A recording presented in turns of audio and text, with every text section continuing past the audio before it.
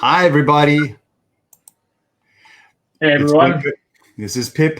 Tell me, when we're about to start the show, have you ever been in an environment where the culture was bad and you thought about their productivity?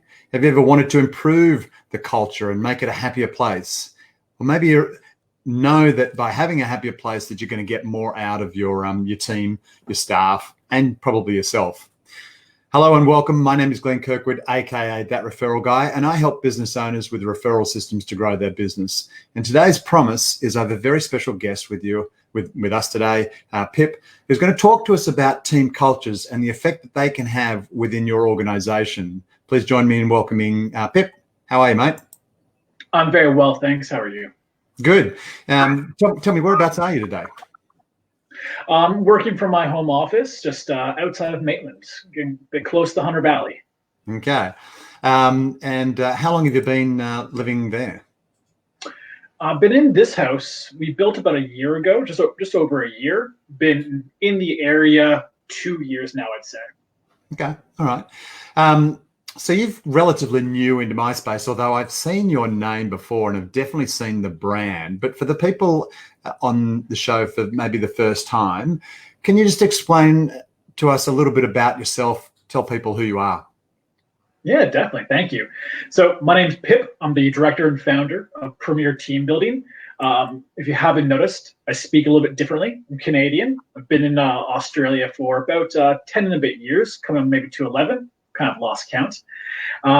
I've been in the leadership and team building industry for the past 17 years here in Australia, back in Canada, and a few other countries where I've had the pleasure of visiting for some clients as well. My logo stands out relatively well. So you pop up there, a nice little wolf logo itself. So some people become fond and familiar with the branding itself for Premier Team Building. But ultimately, I'm all about helping leaders be better leaders and workplaces be happier and more motivated to really succeed. When I think about leaders, when I was much younger, I used to think it was just the boss. And the older I've got, the now I realize that I could be the leader or the person who's in control of my own life. So when you talk about leadership, what is it you mean? So my big focus is workplace leadership, and you're definitely right. It ties heavily into your personal life and having control. And I find leadership really transforms in a few different layers. It's within the workplace and within your personal life, and it's helping guide people, being a positive influence, helping make those decisions, those hard calls, and being a light in some dark times, especially as things have been going on right now. You're kind of the lighthouse in the ocean. That's the leader for the ships. So they say where to go, where not to go, and point in the direction of some safer waters to travel. And that's kind of what leadership really means to me. Okay. All right. Well, tell me a little bit about who are the people that you generally serve. I mean, I looked on your website and I've seen, there seems to be a whole lot of people playing in parks and doing team building exercises. But who are the organizations that and clients that you normally serve? Yeah, definitely. So we work with teams of all different sizes. Our group programs, we've designed them to be with teams as small as 4. We've had the pleasure of working with Delta Electrical down at Lake Macquarie, 2 of their big groups.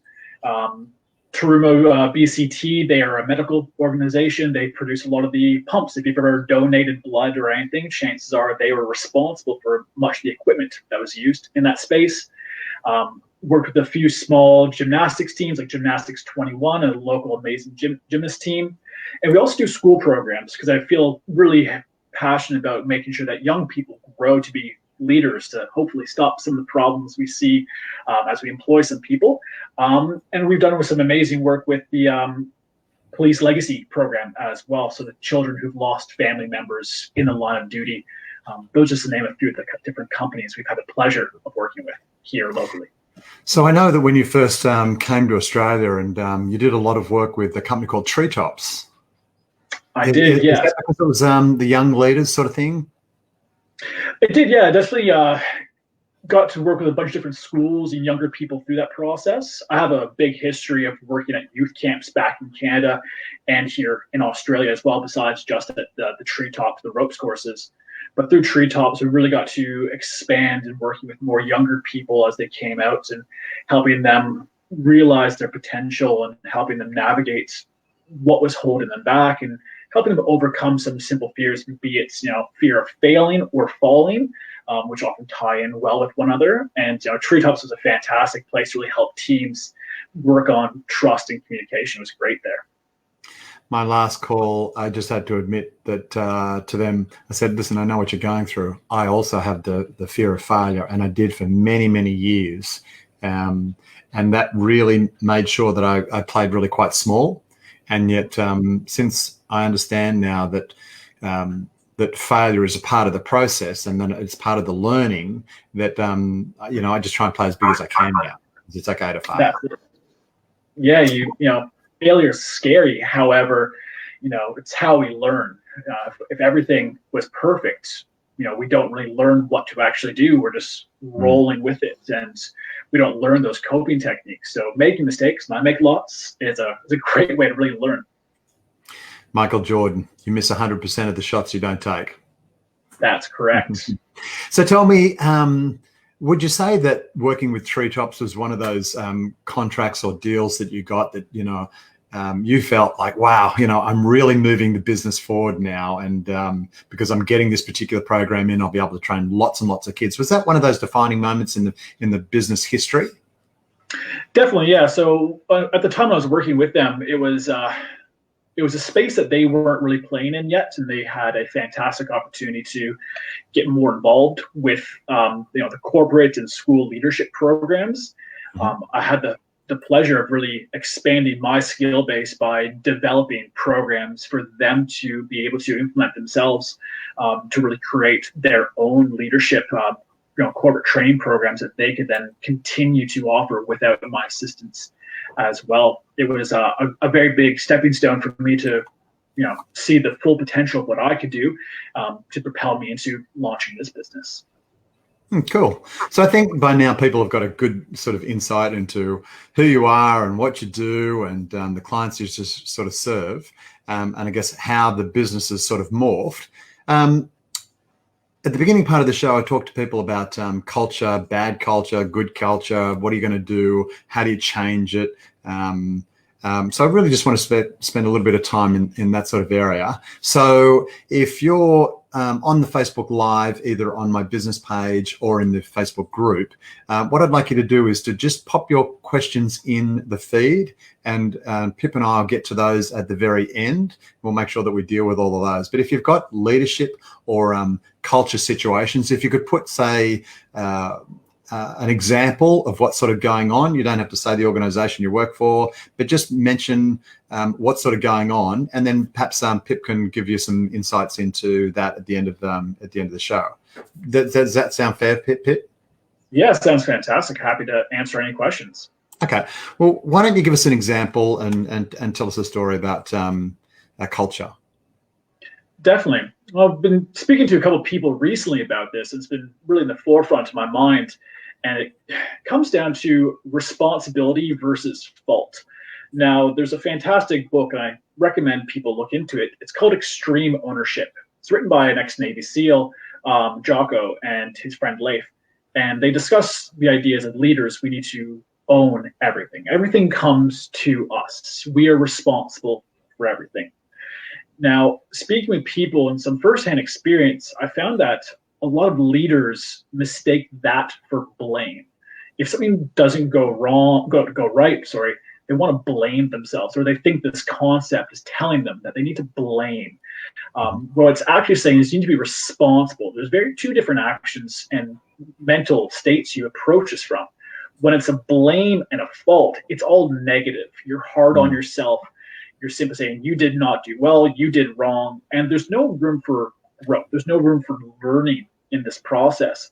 But when you're responsible and say, I could have done X, Y, and Z to be better, you're reviewing the process, and it's allowing you to actually grow as an individual and as a leader, as a team. I see this a lot with businesses where there's a real blame culture. No one wants to take time to review what's gone right and what's gone wrong, and they move from project to project, and when something fails, they just blame one another.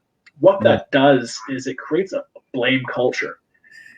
People are afraid to try new things. People are not willing to put themselves out there because they've seen so many individuals get shot down and blamed and belittled. So it's a very stifling environment when you don't have the concept of responsibility versus fault and blame.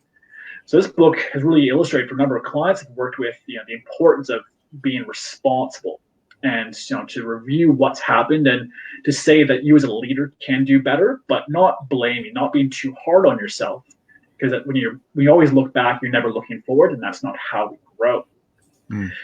These really negative environments, they stifle creativity. It really stifles progress within the business. If you don't have a team who's willing to try new ideas for being afraid of being at fault or being blamed or being belittled, you're never going to develop those new products. You're not going to make those mistakes. And as we said, mistakes are a great way to learn. So we need those times of responsibility and say, yes, I was responsible for my actions. The way to look at this is we think back into school when we're taking tests and exams. If I fail an exam, whose fault? Who's at fault? Who's responsible for this?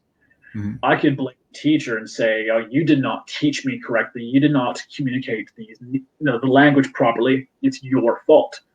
But in reality, I'm responsible for saying, "Hey, I don't understand. I don't get this. I need more help." And if I don't do that, I'm responsible for my own failure. And by me reaching out and saying, "No, I need a little bit more clarity. I need to understand these things. I'm willing to listen and take on that feedback, and it's going to allow me to grow as an individual." And that's what we need to foster within our teams, to have that community, so that when someone feels uncertain about something, they say, "Hey, Glenn, I've got some questions. Can you clarify this?" And I'm not worried about you belittling them and making them feel silly or stupid, saying, "I've already told you to do this." It's once again that blame thing. It's cool, as a leader, I'm responsible. I need to make sure my team understands. So I need to make them feel welcome to that. And that's where the culture really ties into, growth and safety and creativity. If people feel safe in a workplace, they're going to be more creative. They're going to be willing to make mistakes and learn from those.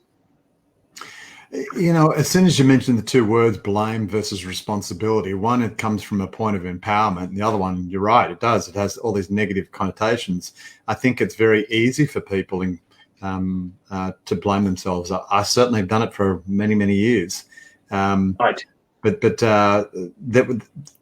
it was a spiraling situation. There's no real positive way to claw yourself out besides forget that and just chalk it down to going, you know what, tomorrow's a better day. And the reality is that it doesn't. You just fester that and just bring it into the next day. Is that how culture sort of starts? Somebody comes in with a blame sort of situation, and then it just grows and grows and grows through the organization? It does. Culture can either be a positive or negative parasite within a workplace environment.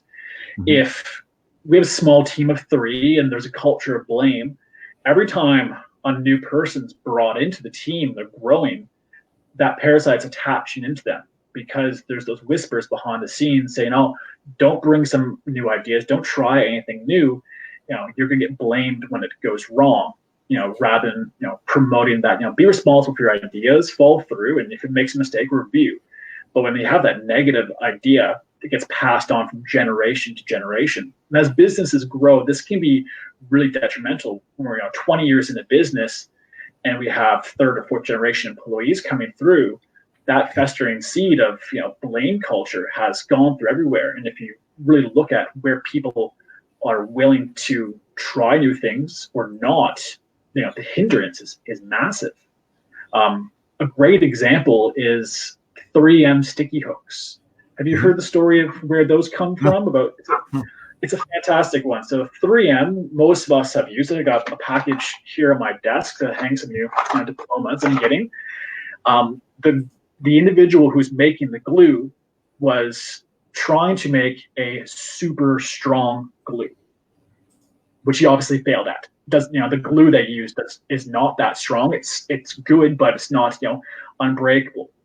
And they have a culture of sharing resources and being responsible for your ideas. And he shared this mistake, and someone else said, I have this idea. I need to find ways to keep my notes when I'm singing hymns at church. And they realized that this glue would be a great temporary thing. So because they did not have a blame culture, he was not worried about, oh man, I've wasted all this time and money on a product that's not going to work. I'm going to hide it, we sweep it under the rug. I'm just going to pretend like I'm going to fix it somehow. He was actually able to share it, and it's now one of their leading products. That most of us have it in their homes. It's all over the place. It's because they were responsible for ideas, and it wasn't a blame culture. That's very much that's a fantastic story. And when you said, have you heard it before? I guess the first thing could be yes, of course I've heard it before, right? Which comes from that sort of I don't want to be in trouble, like I've done the wrong thing, right? Of course I've heard of it before. I'm in marketing, right? But that voids any possibility of learning. So I said, well, actually, I haven't heard it, right? You created that space, and therefore I heard a fantastic story that I actually hadn't heard before. I didn't realize that's the way the Post-it notes sort of came about, but kind of makes sense. But imagine that where interdepartments from the same organization have shared resources and come out with one of their most famous products. Right, that's what a lot of people know them as, and without that culture, they definitely wouldn't have it. Because it really does start from being a child. When you drop something, people are like, "What did you do that for?" Whereas I saw a video the other day where a mum sort of walks up to a little boy, and they show what happens when you drop an egg. It smashes, but the boy gets to do it and goes, "Oh!" And then they break it down and turn it into a biology lesson with the egg. Right. So, yes, the egg got broken. Yes, it's on the floor, but they made it a real positive sort of experience for the child. So he didn't think that, because something breaks doesn't mean that, it's bad. The same way as when you drop a plate, you can start to do something mosaic. All right. There is positives there if you embrace that sort of going, okay, well, I dropped the plate. That was my responsibility. But what can we do with all of this sort of information now?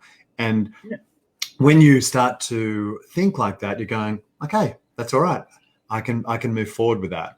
But the moment you squash the ideas, it's cause and effect. What dropped the plate? What caused me to do this? What was, is there a way that I can solve? There's a problem that I was unaware of. Oh, there's a trip hazard. Okay, well, whose fault is it? Well, I could have, looked around me and seen the trip hazard. So I am responsible. I'm responsible for now solving this problem that I've discovered. It's broken plates, like I said, hide it, finds, cause and effect. What can I use these pieces for now? What have I learned from the process? What's caused this process?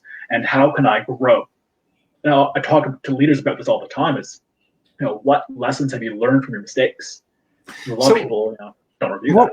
What can you do if you're not the leader of the organization? A lot of people think it's positional power, all right? It just has to be the CEO or the manager. But how can you affect change then if you're not that particular person? Being open, listening to people's ideas, listening and being aware of who's being shy and quiet.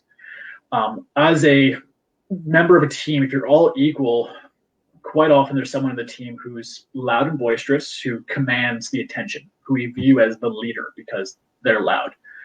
Loud people, and I'm one, they often don't know what they're talking about. They just sound powerful because they talk a good game. So to be a great leader, if you can observe those around you and hear and pick up on those cues where someone's about to say something and they hold themselves back because the loud person jumped in, supporting that person, say, you know what, Sally over there, she looked like she was about to say something, or Sally, you told me something the other day. I can't remember exactly. Can you, remind me what we were talking about when we were discussing how to cook the burgers at McDonald's yesterday? You said an idea, and to empower that person, although they're equal, you're gaining. And a lot of people, unfortunately, want to, what can I get out of being a good leader? And by doing that, you're going to show your empathy and you'll stand out as a leader. So people are going to be willing to come to you and voice their ideas if they're uncertain. And they're also going to feel that you might will have their back if you bring forward an idea.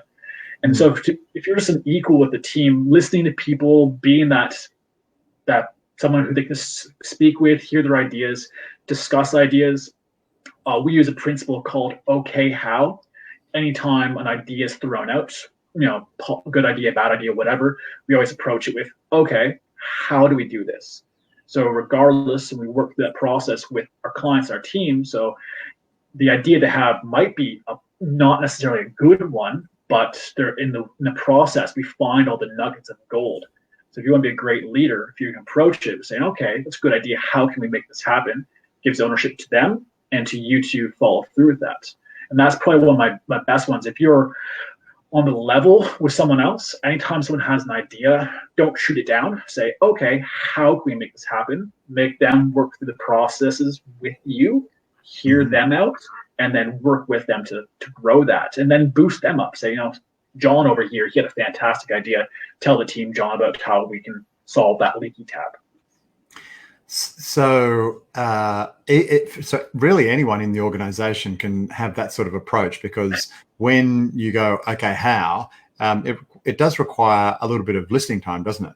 And patience. So sometimes the loud, boisterous person is not the best at patience. And but I know that when someone feels heard, they sort of like, you know what, I enjoyed that process. I feel like doing it again. And it's just getting that positive, creative, moving forward sort of approach with everybody in the team. We do a number of programs where we tell people to stop talking. We tell the loud people to say, no, sorry, you're done talking. You quiet person in the corner, you're now in charge. Only you can speak. And it's amazing to see the empowerment that person has for the first time, being the voice, and to see their managers, other leaders kind of go, wow, they have some amazing ideas, but they've been overshadowed.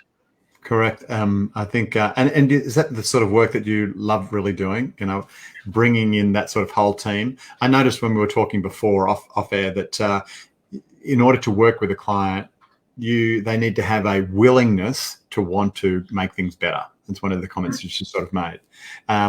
Is that sort of something that is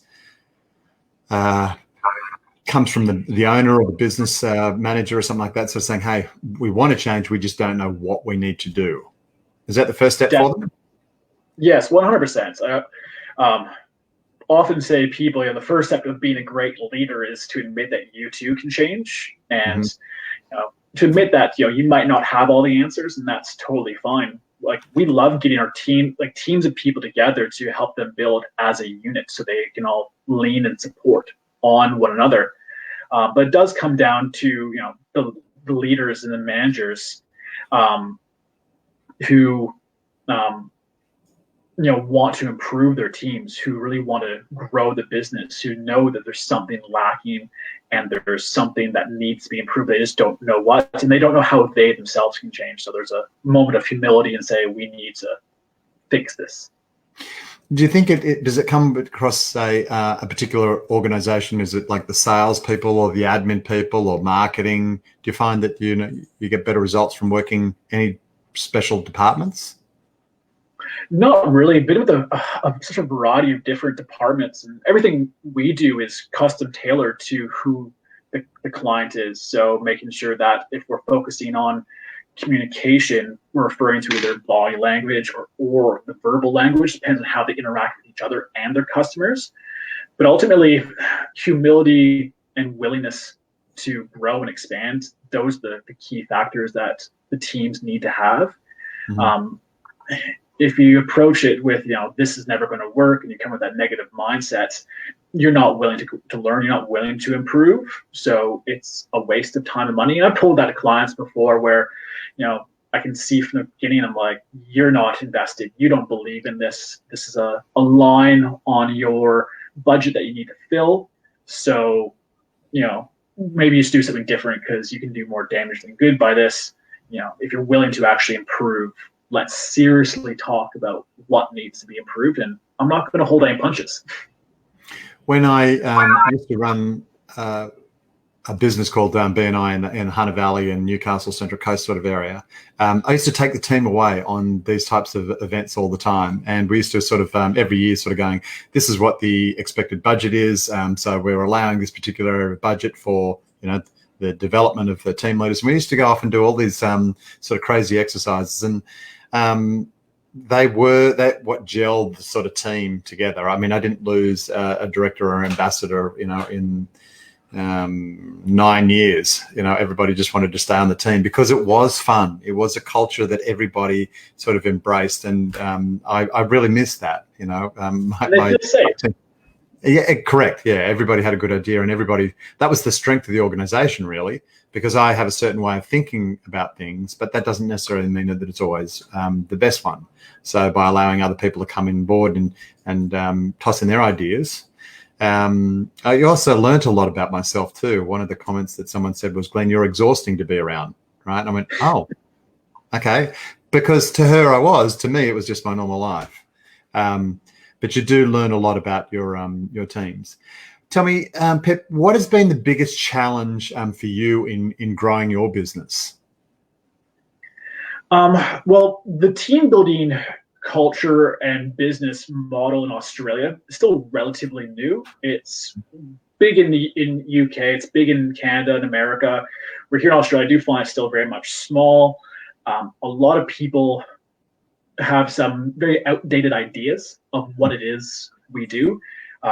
Firstly, it's not singing Kumbaya. We're not wearing white cloaks and going in mud baths.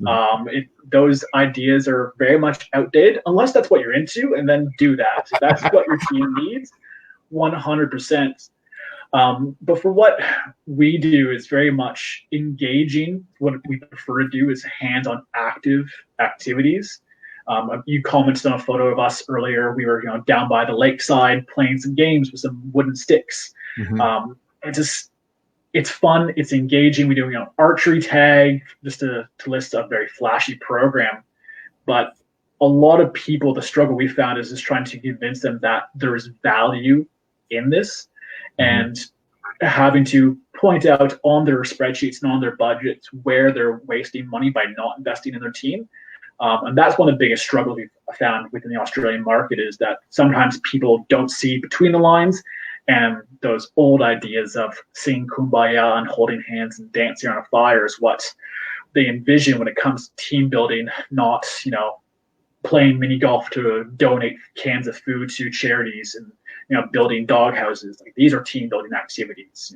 It's hands-on active. But you can see how much it would be costing a business, though, if you've got your staff and they're not invested in the overall business. I mean, no one's really going to care as much as the owner, right? Most people get that. But if your team's not invested and they're just coming in and just get a paycheck and then leave at the end of the day, imagine the productivity that could go up, and imagine the extra sales that could come if your team was really understanding what they're trying to do, and then heavily relied and took ideas from everybody else, rather than just sort of going, "Oh, they're the boss, just don't worry about it and just listen to them." Yeah, when you have a happy, motivated team, they're delivering better customer service, and the customers are going to come back, which makes you busier, which gives you a more safe work environment, because you're not worried about losing your job because customers are coming. They know you by name, they've connected, so that they're name dropping you. It's like, "Oh, when's Glenn in next time? I want to chat with him because he helped me with this product last time." It makes you safe. But when you don't have those, it's really counterintuitive. You're feeling threatened that business is slow, and you're worried about losing shifts. But when that culture is not there, you don't care enough to actually try to do more. You're not willing to put more effort into it, which is hindering itself, in the process. Because if you're not willing to do more, the customers are losing, and you lose in the end. So I've just looked in the chat bar. We don't have any questions just yet. But if you watch this on the replay and you do have a question, please pop it in. Or if you found an organization that you think has an example of bad culture or good culture, what I'd like you to just do is to particularly write the organization, and then just sort of saying, "Well, I think this is an example of bad culture," or consequently, we'd like to know the companies that are out there that are doing it well. If that's your organization, please pop that in.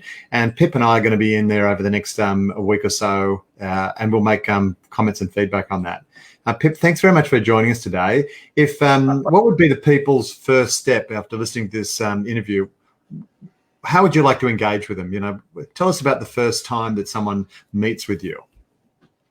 So things are a bit challenging right now, but restrictions are lifting, which is fantastic. I would love to take time out of my day, and hopefully out of your day, to have a chat and meet with you over the phone, over Zoom, Google Hangout, whatever it might be.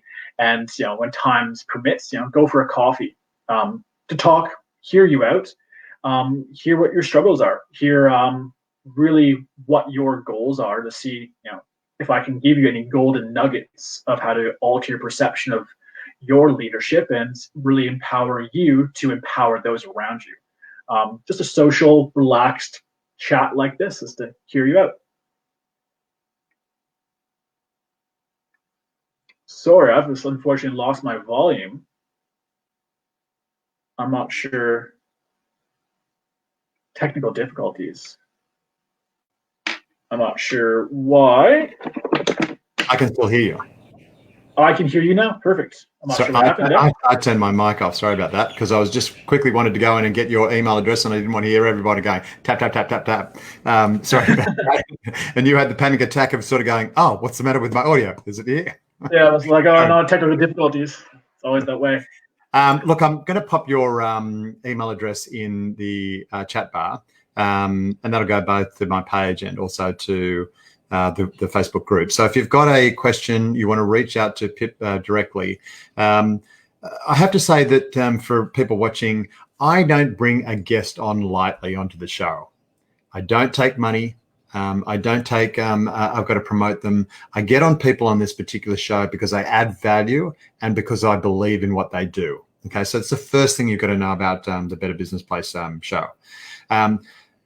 I do a extensive interview on them prior to them coming on, and then I get them to fill out a questionnaire, and then I go and do a lot of research to make sure that what they say is who they are, right? So I check out the good reviews, the bad reviews, and everyone. So if someone's coming on this particular show, it's because I've been behind the scenes and done my investigation first, okay? I've done a lot of these types of exercises myself. I can't tell you that how invaluable I think they are into building your team. If you've got a shitty culture, if you work in a place that's really bad culture, you've really got two choices. You can leave, you can shut it down, or you can do something about it.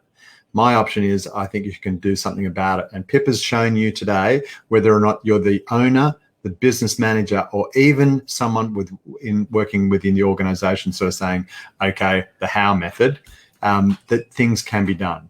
Don't just sit down and spend another day, another shift on working in that environment, because it is costing you. All right.